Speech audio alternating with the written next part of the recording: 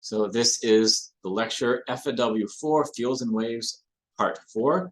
Where we'll be introducing electric charge and the electric field.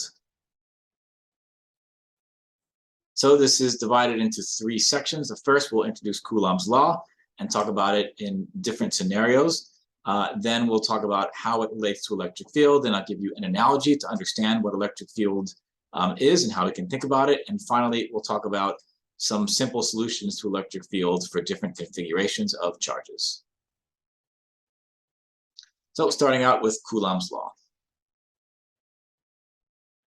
All right, so Coulomb's law evolves from the idea of force on an electric charge. So anytime you have 2 electric charges, and let's say the magnitude of these electric charges are Q1 and Q2, and let's say these charges are separated by a distance r, then the force will have a magnitude of the product of the charges, Q1, Q2, divided by 4 pi times epsilon naught times the distance between them squared.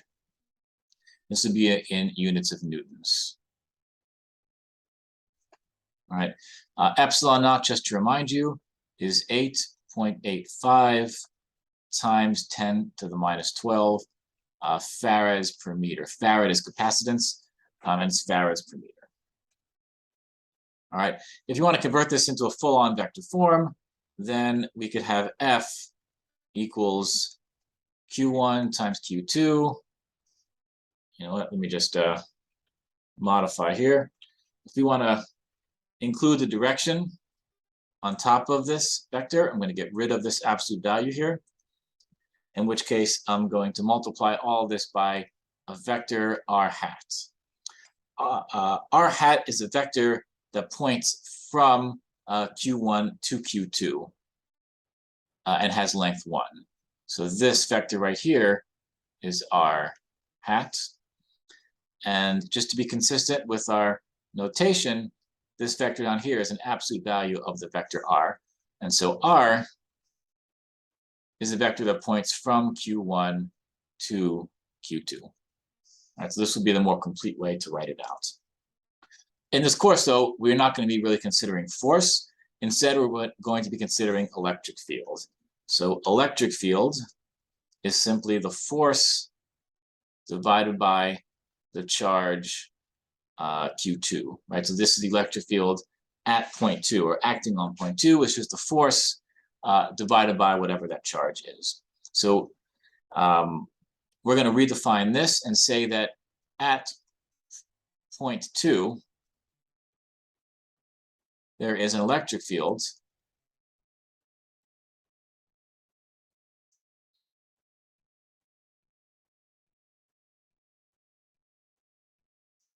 the electric field will be E equals Q times r hat divided by 4 pi epsilon naught times the length of r squared.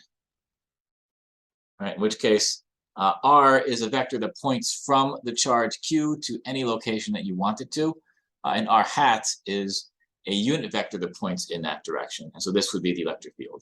The electric field is now a proxy for forces, because anywhere where I can calculate the electric field, if I know how much charge is sitting there, just multiply it by E, and that tells me what the force is. All right.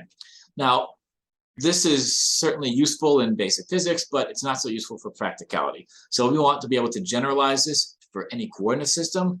We want to generalize it when we have multiple charges, and we want to generalize it for cases when charges are spread out evenly, as opposed to being packed into these little point charges that we tend to talk about. So let me sort of re-envision this equation right here in a more proper form. And for that, first we're going to start out with a coordinate system, and that coordinate system will have an origin. And we are going to have, let's say we have multiple charges, Q1 over here and Q2 over there. These are both charges. right? A very bunched bundle of electric charge. Now here, this is going to be our observation point. So this is a point where we want to know what the electric field is. Now in this case, we don't have the charges located at the origin, and so we can't simply use an R vector straight away. We need some way to capture that. And so we're going to define a few more vectors here. This vector that points from the origin to Q2, I'm going to call that R2 prime. The prime is just a way of noting down that this is a vector that points to the charge. I'm now going to draw this vector right here. This vector is R1 prime, and this is a vector that points from the origin to the charge. And finally, the vector plane R will point to the observation point, or the place where we want to know what the electric field is. All right, and Q1 and Q2 is the amount of charge that are in these two locations. Bearing in mind that Q1 and Q2, they could be negative numbers as well. All right, so given that, we can notice that R minus R1 prime is a vector that points from charge 1 to the observation points. From Q1 to the observation point.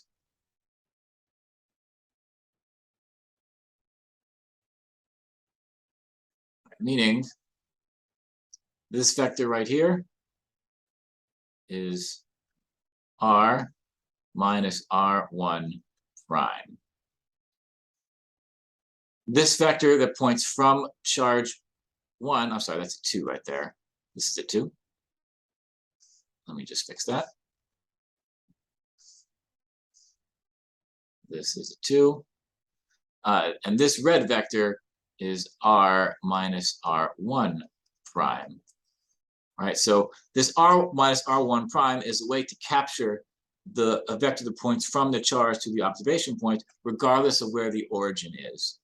We just need to also capture the location of the original charge. If we write it like this, then Coulomb's law is better shown in this form. E is going to be a summation over all the charges. So there are n different charges. And we're going to sum up the contributions of all those charges. And each of those charges is going to have an amount of charge that's present, Qi. And then we're going to multiply it by R minus Ri prime. Ri prime is the location of the ith charge. Then we're going to divide that by 4 pi epsilon naught times, times the length of R minus Ri prime, and that length is going to be cubed.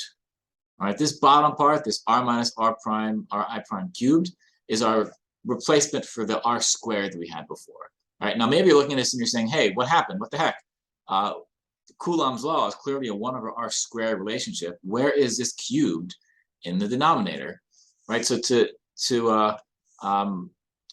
rectify that, I'm going to remind you that this R minus Ri prime also has a magnitude to it. And so in order to remove that magnitude and then make it 1 over R squared, you need to have a cube right there, right? The extra term just gets rid of the magnitude of this R minus R prime. It's in the numerator. All right, so this really is a 1 over R squared relationship. But this is a more general form that works regardless of what coordinate system we are using. All you need to do is define the origin and define a vector that points to each of your charges and another one that points to your observation point, and then sum up all those contributions. All right, so this is Coulomb's law for a discrete set of n charges. All right, but oftentimes we're going to be dealing with situations where charge is distributed over some path or over a surface. And so, for example, let's say we have a line right here, or a zigzagging path. And along that line, there is an even amount of charge that is distributed. It doesn't necessarily have to be evenly distributed, but it is distributed. And let's say We're going to define this quantity rho L, which is the density of charge along this line.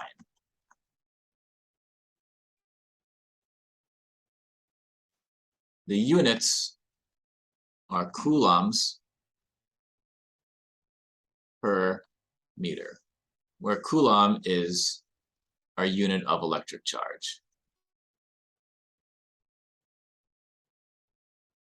All right, so rho L will be the quantity that tells us how densely packed the charge might be. Now, I should tell you, in a situation like this, it's possible that rho L is not constant along this path. It could be really big over here, and it could be gradually decreasing or even gradually increasing. But rho L is something that you can define at any location along this path. So if we do that, then the electric field will be written as a line integral along the path of this rho L quantity, which again could vary along the path. And we're going to multiply that by R minus R prime divided by 4 pi epsilon naught. And again, we're going to put down this absolute value of R minus R prime. There's no I there. R minus R prime cubed, where R prime basically points to wherever you are along the path. So if this is the origin here, then R prime is going to point to some location along the path. And we're simply integrating all the possible locations, or sweeping this vector along the path and adapting R prime as we go through it. Now this quantity right here, rho L, is a charge per distance. And so the total charge in that small contribution basically is going to be this charge density multiplied by this small segment of charge, which is a dl. So we got to add a dl right here to account for that. Right? Take the charge density, multiply it by a small length of distance along the path, and then apply the 1/r squared relationship. And this is the electric field from a line of charge.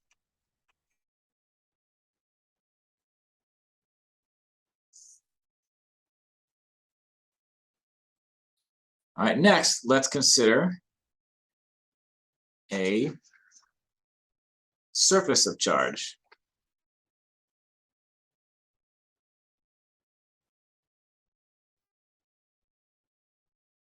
So for a surface of charge, we're going to assume we have some surface right here. The surface does not necessarily need to be flat. It could be curved, like let's say a half an eggshell shape or an entire eggshell shape. But whatever it is, there are electric charges distributed across this surface. Not necessarily evenly, but with any location along the surface, you know what the charge density is. If that's the case, we're going to call that rho S is the surface charge density.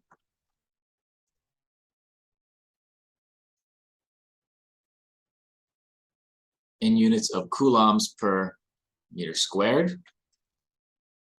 And if we take that definition, then the electric field will be equal to a surface integral, which means it's a double integral, of this rho S times R minus R prime divided by 4 pi epsilon naught times the length of R minus R prime cubed.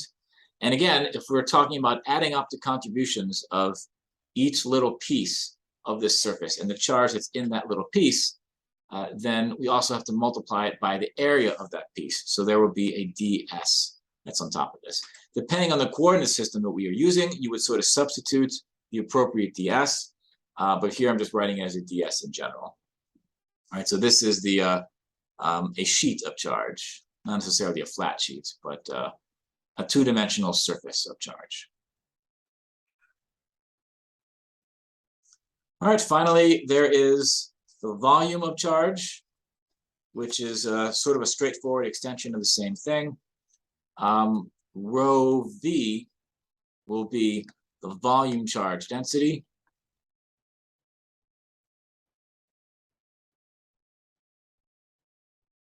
in units of coulombs per meter cubed.